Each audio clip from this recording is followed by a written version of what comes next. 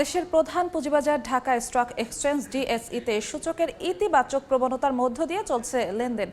এই মুহূর্তে বাজারে তিনটি সূচকেই সকাল থেকে ঊর্ধ্বমুখী। সবশেষ অবস্থা জানতে এখন আমরা সরাসরি চলে যাচ্ছি ডিএসই এর ওয়েবসাইটে।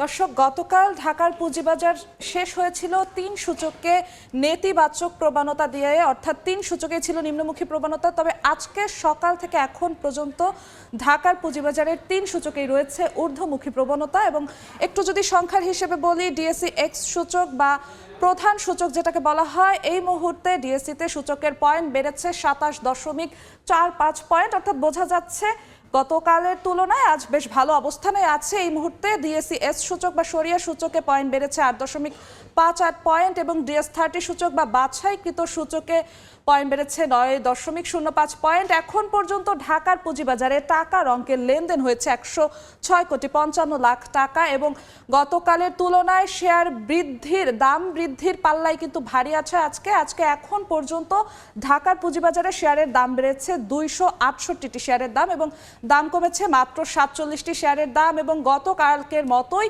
অপরিবর্তিত আছে 67টি শেয়ারের দাম। অর্থাৎ গতকাল কিন্তু বোঝা যাচ্ছিল দিন শেষ হয়েছিল শেয়ার বাজারে তিন সূচকের নিম্নমুখী প্রবণতা দিয়ে। তবে আজকে এখন পর্যন্ত দেখা যাচ্ছে সকাল থেকেই ঢাকার পুঁজিবাজারে তিন সূচকেই ঊর্ধ্বমুখী প্রবণতা। তো এই ছিল এখন পর্যন্ত ঢাকার পুঁজিবাজারে থাকা সর্বশেষ আপডেট।